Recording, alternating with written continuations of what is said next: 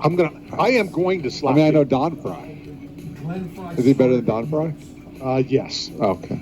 Yes. Okay. I mean, Don Fry's a big name. Glenn Fry started the Eagles. I mean, I'm Don just Fry saying, started the UFC. no, he didn't start it. He was in it. But yeah, Glenn Fry. I think it's just as important. Glenn Fry is as big was as big because he passed away, and then his son kind of took his spot with the Eagles, and then I think he has left. I would make him an equal to who we're going to go and hang out with on Saturday. Paul Stanley? We are headed down.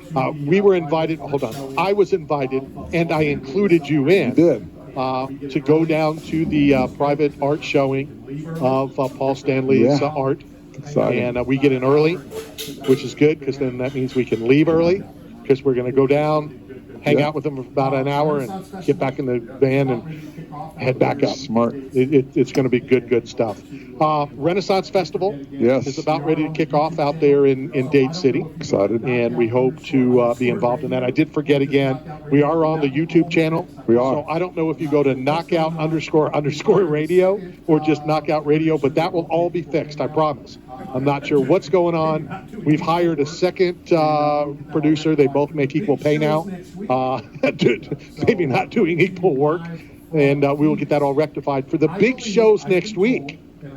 So coming to you live from Phoenix, I believe, I have been told, and I kind of got mad at somebody last year when they said this. Randy got mad at somebody? It's a shocker. Well, I think you should do some research. When you put out the only Tampa Bay radio show broadcasting live from Radio Row, guess what?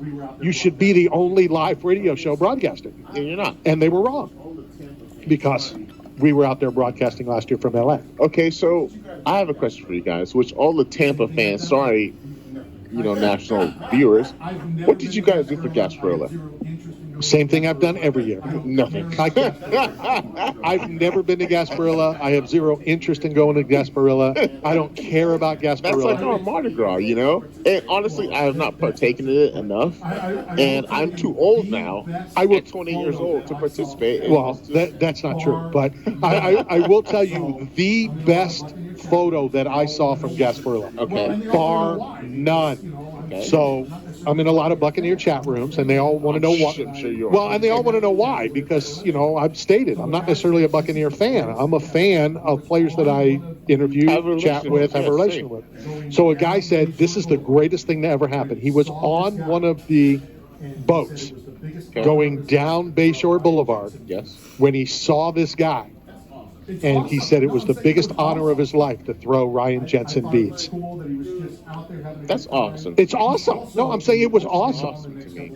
I thought it was cool that he was just out there having a good time. He's also, and we hope to get him on the next couple of weeks, he's just joined a partnership in some kind of construction in his hometown in home state of Colorado. And they sent me the press release. They're like, would you have any interest of getting Ryan Jensen on? Like, yeah, absolutely. Of course. Talk a little construction. I think I can do that with him. Yeah. Ryan's been on the boat with Captain Kelly, and, I respect Ryan Jensen so much. I love him so much. And, Speaking of the boats, there's going to be plenty of boats, as usual, all around downtown Tampa, beginning of March. Let's welcome back to the program, St. Pete. What did I say? He said Tampa. You got me brainwashed into Tampa. It's downtown St. Pete is the Grand Prix. Downtown St. Pete. It is the Firestone Grand Prix of St. Pete. Let's welcome back to the program Kim Green. Kim, how are you? There you go. Thank you. Thanks Great, guys. Doing very well. And yes, there'll be a lot of boats. Some of them coming from Tampa. There you That's go. true. Thank you. Thanks for saving me. It's hard to believe that it's already time to start talking. The year flies by, but we cannot be more excited. I know that you guys start pretty soon, starting to lay the track, right? Well, the actual official track build will start on Monday morning, the 6th. We'll do a media event that Thursday, mid-morning, for what we call our first block media event. We actually started the grandstand build last week, and I'm actually out in my storage yard in the city yard, and I'm moving my marina docks down and putting them in the water today. Well, we appreciate you giving us a couple minutes, to talk about the Firestone Grand Prix. Tell us about what's scheduled. Is there anything new that we should look for, or is it the same exact awesome 3 days that's coming back to St. Petersburg? Well, I think it's certainly going to be the same jam-packed 3 days. I have to say I'm so excited about the new IndyCar season. Last season was super competitive. I think it's going to be even more so. We've had quite a few drivers move around within the series. There'll be there's some teams have added drivers. There'll be 27 entries for St. Pete.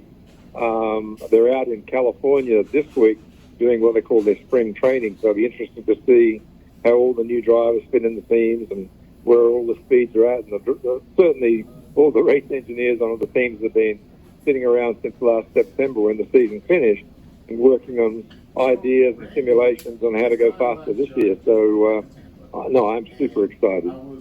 So, Randy, this time last year, I just moved back to Tampa, and I was a guest on the show. Now that I'm a co-host, but I was a guest on the show at exactly this time last year when I moved back. Co-host, yeah, co-host.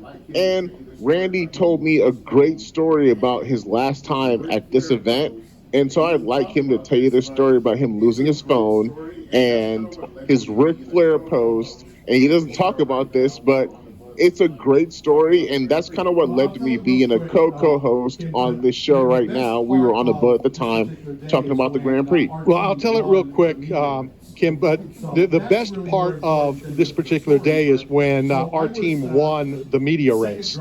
So that's really more important than the story, but so I was the second driver, I think, and the mayor hit me twice and flipped me around, and I didn't think nothing of it. I'm sure it's like every year. It was cold, so I had a hoodie with pockets, and all of a sudden I hear somebody saying, I don't know who the hell the one guy is, but the other guy is Ric Flair. When I think to reach for my phone, well, when the mayor hit me, the phone flew out and flew in the air, and everybody was trying to figure out who owned this phone. That's the story. Hey, Kim, I had the fastest lap. It's going to be exciting. I was the grand champion. I won I need the milk celebration. The milk celebration. Well done. We're going to have. We'll also have from everything I understand. So the Indy Light Series, which is the step below IndyCar, now called Indy NXT. That looks pretty close to a 20-car count. Then we've got the Pro 2000, USF 2000, where their car counts are up. The SRO series, which used to be the Pirelli World Challenge, super exciting sports cars, and I know they're looking forward to being there. And then we've got a great show, and they always put on a great show. Is the Mazda MX-5 are coming as well. One additional race we've got, race weekend we've not had since pre-COVID, is we're bringing our 5K back. And so on the Thursday afternoon, mid-afternoon, evening, we're doing a party in the park just north of the racetrack. We'll take nearly all the race cars down there, put them on display for the public, and we're going to run, and people can enter and run a 5K around our racetrack. All the proceeds from that race go to a charity, and for quite a few years now, my business partner Kevin and I have supported the Police Athletic League, the PAL, and that's a really, really good inner-city program that does a great job with the money we give them every year. So exciting. The ticket sales are strong, street sales are strong. Our yacht club marina will be sold out, and I think even all our RV spaces on the airport are sold out. So we just now need the mayor and the chamber to bring the sunshine, and we'll have a great event. When you say the 5K, we don't have to run it. Us old fat people, we can walk it, right? You can. We do have.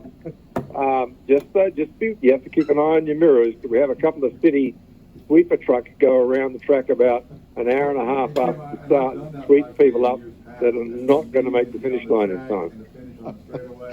And Kim, I've done that 5K in the years past, and it's amazing to be on the track and to finish on the straightaway. It's an amazing event, and I'm excited to see it come back in 2023. Well, it's also the downtown in the park. We did that last year for the first time. It was supposed to happen in 2020, but with COVID it didn't. But we did it last year, and it was very well received. So the Indy cars go down there on display. A lot of the other series go down there. We have a stage, and the drivers get introduced. And it's just a good experience for the general public to come down and enjoy downtown St. Pete.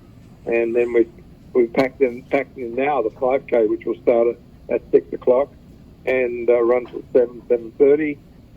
That should be another fun evening in St. Petersburg, and the downtown is so vibrant these days. It's fabulous to be a part of it. Great stuff. Great to say we're only a couple of weeks away. Hopefully we'll be able to get you back on before the race. As always, Kim, thank you very much for your time, and we'll talk to you again real soon. You're welcome. Look forward to it, guys. Thank you. That is Kim Green as we get prepared for the Firestone Grand Prix of St. Pete. It's an absolutely great time. It is fantastic. All right, let's go hit a break, and then we'll have about 10 minutes before Caleb turns into a 4-year-old fan